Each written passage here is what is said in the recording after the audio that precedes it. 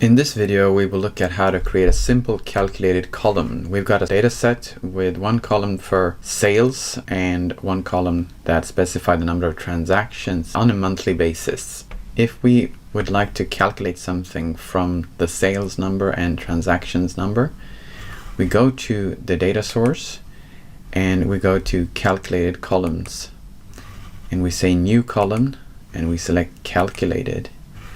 And here we have the option of selecting a title, and we need to enter an expression.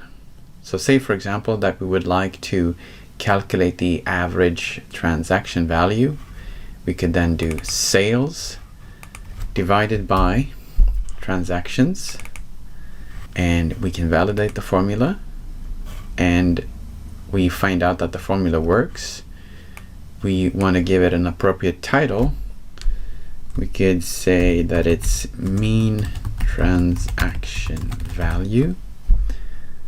If we want to, we can set the type manually to numeric, and we can set a format where we might not care about decimals, and therefore we enter something like that.